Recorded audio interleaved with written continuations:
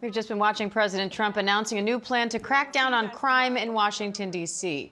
The president says he's invoking Section 740 of the District of Columbia Home Rule Act and placing the D.C. Metro Police Department under federal control. He's also deploying the National Guard to, quote, help reestablish law, order, and public safety. Let's bring in ABC's Perry Russum, ABC News contributor, and former FBI agent Brad Garrett, and senior Pentagon reporter Louis Martinez for more. So, Perry, what more can you tell us about how this is going to work?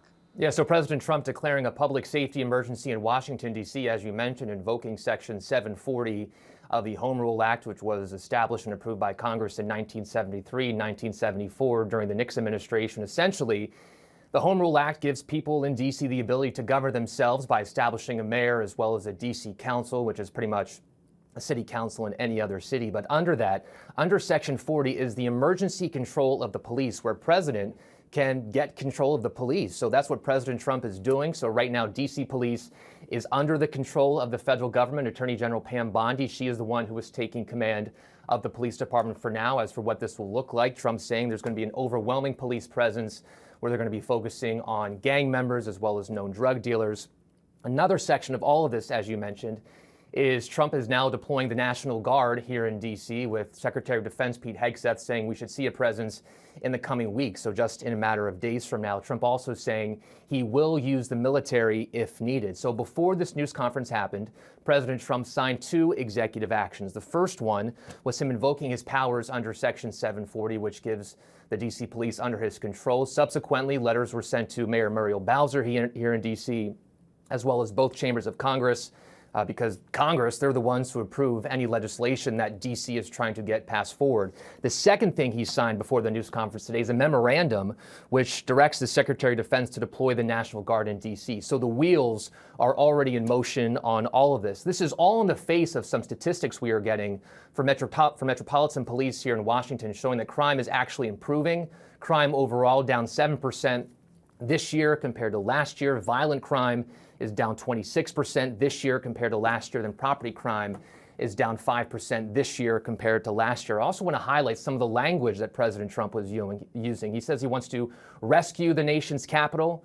He says it's overtaken by gangs. He says he wants to take our capital back, and that if our capital is dirty, then the entire country is dirty. He also mentioned other cities, Chicago, L.A., Baltimore, New York, Oakland, saying we are not going to lose control of our cities. This will go further, saying we are starting very strongly in D.C. And Diane, protests have already started outside the White House.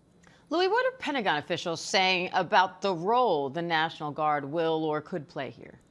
Diane, that's a really good question, because up till now, when I've asked officials here at the Pentagon if they had any details, they did not. They told me that no official decision had been made and that no information had been made its way down to them. And that includes National Guard officials. But what we did learn from this news conference was President Trump talking about 800 D.C. National Guardsmen who Secretary Hegseth said will be out on the streets by the end of the week. We are talking about, that's a third of the size of the D.C. National Guard. Now, what's different with the D.C. National Guard is that, unlike other states, it is not called up by the governor.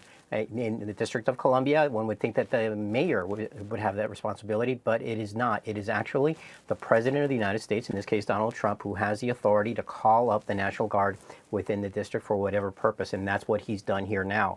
The important thing to think about here is what kind of a role are these National Guardsmen going to play? You heard a lot of discussion from the president about the homeless situation here in the city, about the crime situation. What exactly will be the role of these National Guardsmen as they assist the D.C. Metropolitan Police and other federal law enforcement that have also been deployed into the city? That remains unclear. One of the things that I have heard is a potential support role, kind of what we saw, similar to what we saw in Los Angeles. You also heard that similar language from Secretary Hegseth when he referenced the deployment to Los Angeles of the federalized California National Guard. We also heard the reference to the southern border. One of the things that's important on the southern border is that those are federalized National Guard, those are active duty troops who fall under what is called Title 10. That means they fall under the Posse Comitatus Act, which prohibits the use of law enforcement responsibilities. But in the District of Columbia, you can be called up under Title 10 and what is called Title 32, which is what governors have. When a state governor calls up the Guard, those guardsmen have law enforcement responsibilities and authorities. So here in the District of Columbia, we could see National Guardsmen having law enforcement authorities, but that remains to be seen because as of right now, it's still all very early. Brad, police data shows homicides in D.C. dropped 32% in 2024, another 12% so far this year. Violent crime overall has also dropped dramatically. But as the president points out, that murder rate is down from a more than 20-year high in 2023. So how safe or unsafe is it in Washington, D.C. right now? Well, clearly there are neighborhoods that aren't safe. Just when I work the streets of D.C., there are parts where you need to be armed, you need to be trained if you're going to work in them, obviously. The idea that there's marauding gangs running all over D.C. is just not accurate. Do we have issues with carjackings? We do. The murder rate is, I think there's been 90 some odd homicides in the first 6 months of this year. That's way down. When I started working homicides in D.C., there were almost 500 a year, and that's why the FBI got involved in working them.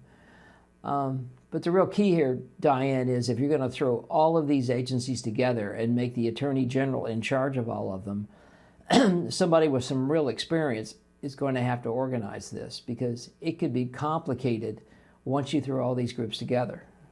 Louis, as Perry mentioned, the president brought up Chicago, Los Angeles, Baltimore, Oakland. Could we see something similar in other cities too? Is this just the beginning? Well, it's very interesting to understand what exactly the president was talking about. When that context, it seemed like he was talking about eliminating the bail law, reforming the youth, the juvenile laws that restrict juveniles from being prosecuted as adults.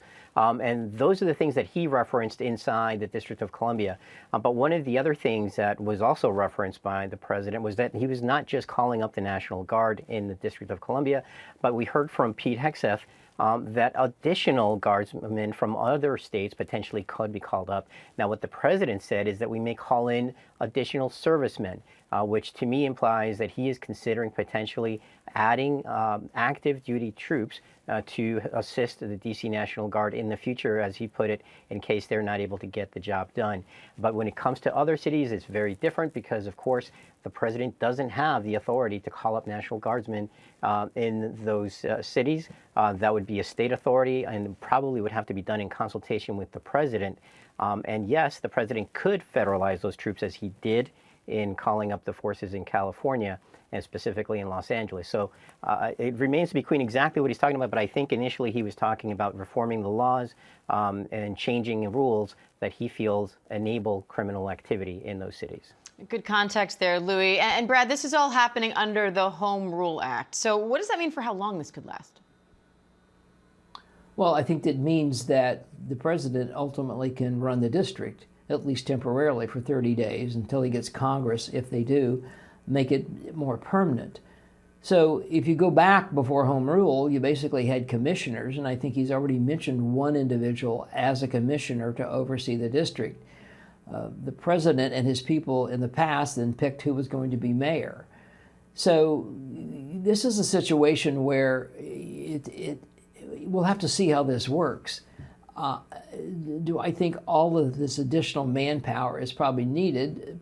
Probably not, but they're going to have it now. And so, as I mentioned earlier, can they pull this together and coordinate it and use, in my view, the military in a very limited capacity? They shouldn't actually be doing law enforcement.